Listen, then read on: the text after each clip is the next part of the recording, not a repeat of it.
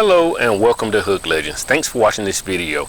Today we're going to do a review of a completed installation of a Garmin EchoMap Plus 93SV sonar unit. Now we also purchased the Livescope system, so that's added also. So we hope you enjoy this video, and let's jump right in and get started. Okay, so let's jump right in. This is the transducer, and it's as you can tell, this is mounted on the back of a pontoon boat. This is the GT52 transducer, and it provides the ability for clear view and side view. Now, one of the things you want to know, at least this was noted in the manual when installing this particular transducer or any transducer, you want to avoid putting them anywhere you have input ports going into the boat. Now, in this particular case, I only have this one mount on my pontoon, so I'm somewhat limited. And I do have an input port here, but for my purposes, I don't really use it that much. It goes to a live well, so I don't anticipate that's going to be a problem for me. And if I get any fuzzy picture of when it's running, it'll only be for a short period of time.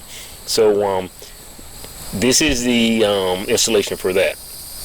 Now we're going to move our way around to the other side of the boat, and we're going to take a look at the mount.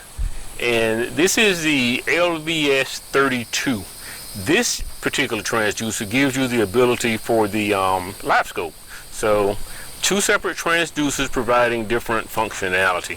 And I did a complete video on this already. If you want to see how this particular mount was created, then you can go and watch my other video to see how that was done.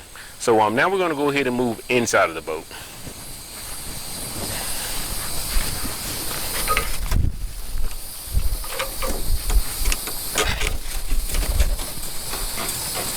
So the Livescope system requires a black box, and I'm going to flip this.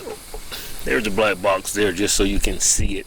And I'm not sure if you're going to be able to get a good look at all the components underneath or not.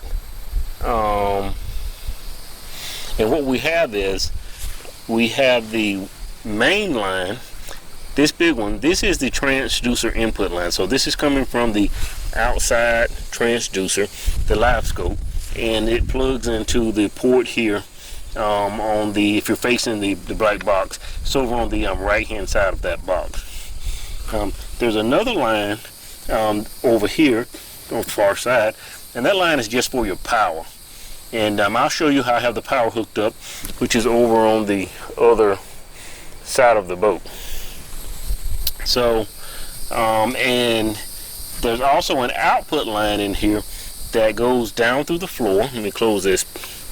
The transducer comes out, plugs in to the Optix port here. This is from the transducer that we saw in the back. It connects here, and this is the power. Now I have two separate, you'll need two separate power lines coming in from your battery, one for the unit itself and one going down to the black box. Now we're going to take a look at the battery, and there's a lot of wires in here, so the only thing I'm going to say is make sure that all your power wires have fuses on them. There's some instructions with the Garmin unit that tells you, and for both the sonar and the black box, that tells you what gauge of wire you're going to need if you're going to extend that wire.